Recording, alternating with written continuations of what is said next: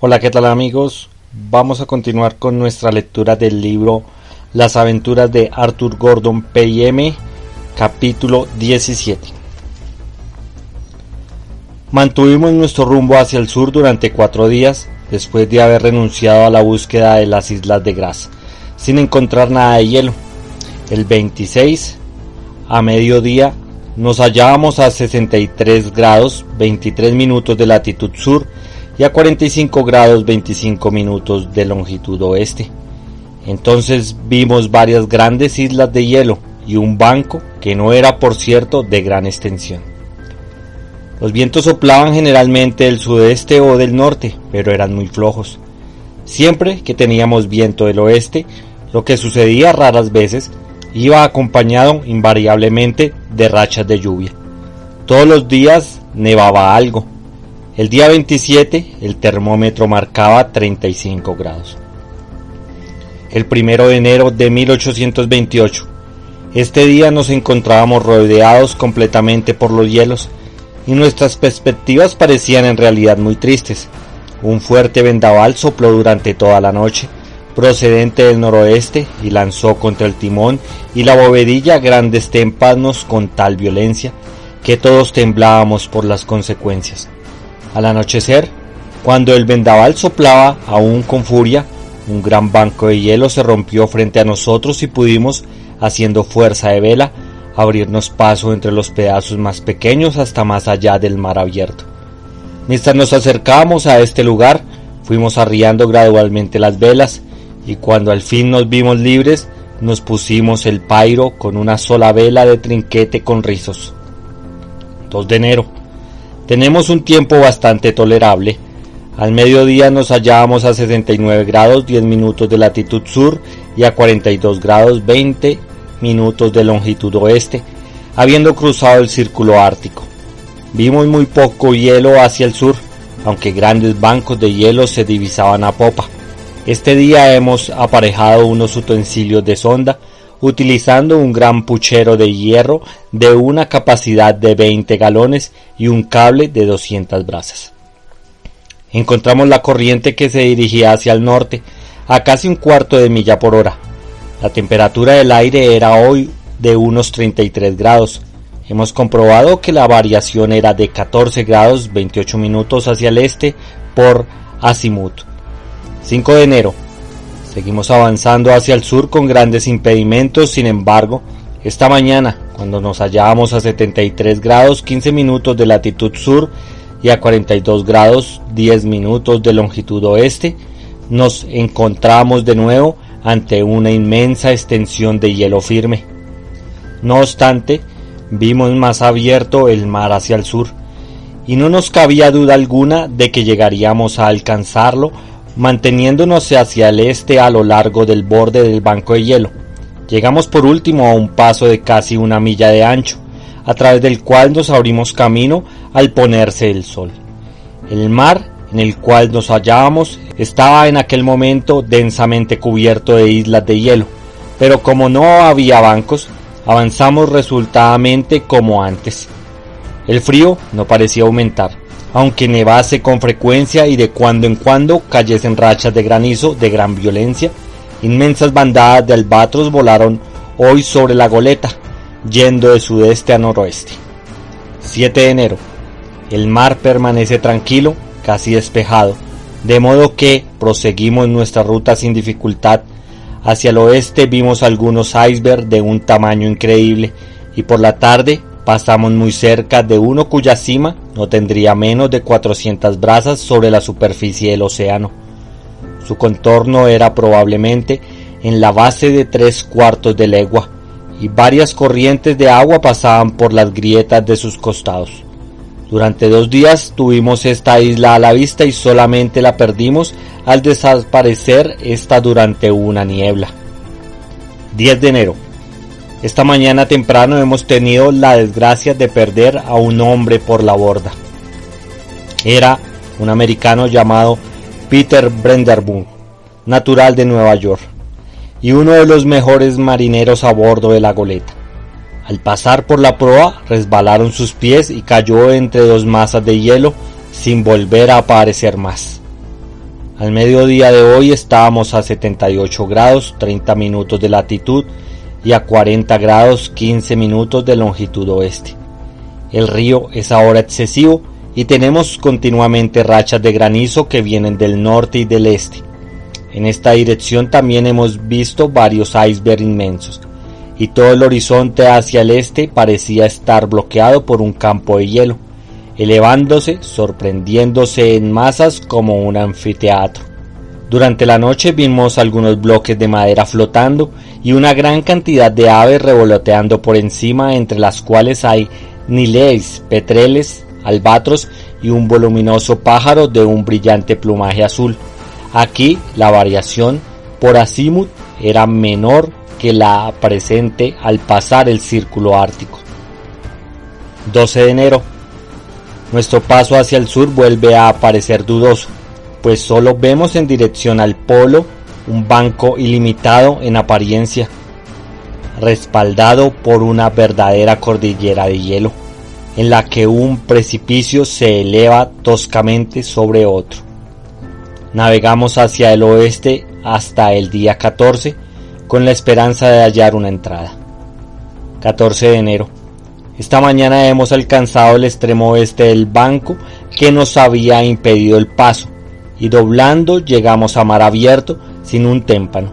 Al sondar con un cable de 200 brazas descubrimos una corriente en dirección sur a una velocidad de media milla por hora. La temperatura del aire era de 47 grados, la del agua de 34 grados. Navegamos hacia el sur sin encontrar ninguna interrupción de momento, hasta el día 16, en que al mediodía nos hallábamos a 81 grados 21 minutos de latitud y a 42 segundos de longitud oeste.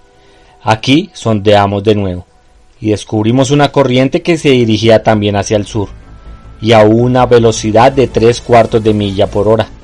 La variación por azimut ha disminuido y la temperatura del aire es suave y agradable, marcando el termómetro hasta 51 grados. En este periodo no se veía ni un témpano. Toda la gente de a bordo está ahora segura de alcanzar el polo. 17 de enero. Este día ha estado lleno de incidentes. Innumerables bandadas de aves revolotean sobre nosotros hacia el sur, y a varias las hemos disparado desde cubierta. Una de ellas, una especie de pelícano, nos ha proporcionado un alimento excelente. Hacia mediodía, el vigía vio un pequeño banco de hielo por el lado de babor, y sobre el cual parecía hallarse algún animal voluminoso.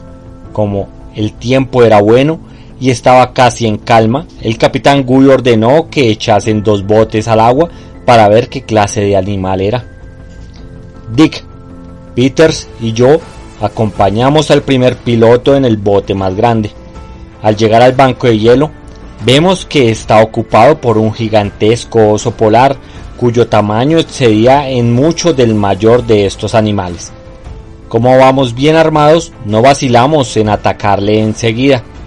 Se dispararon varios tiros en rápida sucesión, la mayoría de los cuales le alcanzaron, al parecer, en la cabeza y el cuerpo, sin desfallecer. No obstante, el monstruo se arrojó al agua desde el hielo, y nadando con las fauces abiertas se dirigió al bote en que estábamos Peter y yo. Debido a la confusión que se originó entre nosotros ante el inesperado giro de la aventura, nadie estaba listo para disparar inmediatamente un segundo tiro, y el oso logró apoyar la mitad de su corpulenta masa sobre nuestra borda y agarrar a uno de los hombres por los riñones antes de que se tomase ninguna medida eficaz para rechazarlo. En este trance tan peligroso, solo nos salvó de la muerte la prontitud y agilidad de Peters. Saltando sobre el lomo de la enorme bestia, hundió la hoja de su cuchillo por detrás del cuello, alcanzando un golpe a la médula espinal. La bestia cayó al mar muerta y sin lucha, arrastrando a Peter en su caída. Este se recobró rápidamente, le arrojamos una cuerda y ató con ella al animal antes de entrar al bote. Entonces volvimos en triunfo a la goleta. Remolcando nuestro trofeo, después de medido, este oso resultó que tenía su casi 5 metros y su mayor longitud, Su pelaje era completamente blanco, muy áspero y rizado. Los ojos eran de un color rojo de sangre, más grandes que los del oso polar. El hocico también más redondeado y se parecía al de un bulldog. La carne era tierna, pero excesivamente rancia y de olor a pescado, aunque los hombres la devoraron con avidez y la calificaron de excelente. Apenas habíamos llevado nuestra presa a bordo cuando el vigía lanzó el alegre grito de ¡Tierra a estribor! Todos los marineros se pusieron alerta y, habiéndose levantado una brisa muy oportunamente del norte y este, nos acercamos pronto a la costa. Resultó ser un islote bajo y rocoso, como de 1 legua de circunferencia y totalmente desprovisto de vegetación, exceptuada una especie de chumbera.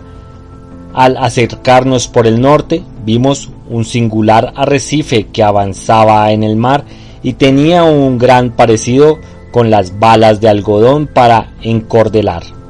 Rodeando este arrecife hacia el oeste encontramos una pequeña bahía, en cuyo seno nuestro bote pudimos amarrar cómodamente. No necesitamos mucho tiempo para explorar todos los parajes de la isla, pero con una sola excepción, no encontramos nada digno de ser observado. En el extremo sur recogimos cerca de la orilla, medio sepultado en una pila de piedras esparcidas, un trozo de madera que parecía haber sido la proa de una canoa. Evidentemente había intentado tallar algo en ella, y el capitán Gui creyó descubrir la figura de una tortuga, pero el parecido no me convenció del todo.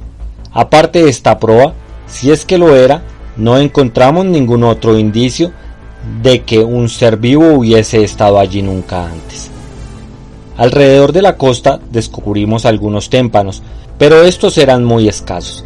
La situación exacta del islote, al cual el capitán Gui le dio el nombre de islote de Bennett en honor de su asociado en la propiedad de la goleta, era de 82 grados 50 minutos de latitud sur y 42 grados 20 minutos de longitud oeste. En este momento habíamos avanzado hacia el sur más de 8 grados más que todos los navegantes anteriores, y el mar se extendía aún completamente abierto ante nosotros.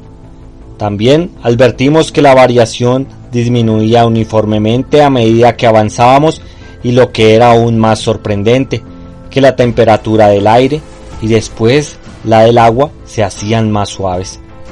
El tiempo podía decirse que era agradable, y teníamos una brisa constante pero apacible, que soplaba siempre desde algún punto septentrional de la brújula. El cielo estaba despejado por lo general. De cuando en cuando, un leve y tenue vapor aparecía en el horizonte meridional, pero era invariablemente de breve duración. Solo 2 dificultades se presentaban a nuestra vista: escaseaba el combustible y se habían manifestado síntomas de escorbuto en varios hombres de la tripulación. Estas consideraciones comenzaban a influir en el ánimo del capitán Gui, siendo la necesidad de regresar, y hablaba de ello a menudo. Por mi parte, confiado como estaba en la pronta llegada a tierra de alguna consideración en la ruta que seguíamos, y teniendo toda la clase de razones para creer, por la presente apariencia, que nos hallaríamos el suelo estéril encontrado en las latitudes árticas más elevadas. Defendí calurosamente la idea de perseverar, al menos durante unos días, en la dirección que habíamos seguido hasta entonces. Una oportunidad tan tentadora de resolver el gran problema respecto al continente ártico no se le había presentado aún a ningún hombre, y confieso que me sentí lleno de indignación ante las tímidas e inoportunas sugerencias de nuestro capitán. En realidad, creo que lo que no pude contener de decirle sobre este punto tuvo por efecto inducirle a seguir adelante. Por eso, aunque no pueda menos de lamentar los acontecimientos desdichados y sangrientos que acarreó inevitablemente mi consejo, debe permitírseme sentir cierta satisfacción por haber sido el instrumento indirecto que reveló a los ojos de la ciencia uno de los secretos más intensamente emocionantes que hayan absorbido su atención. Bueno amigos, hasta aquí llegó el capítulo 17 del libro Las aventuras de Arthur Gordon Pym de Edgar Allan Poe. Recuerden apoyarme por PayPal o también me pueden apoyar suscribiéndose al canal de YouTube. Gracias y hasta la próxima.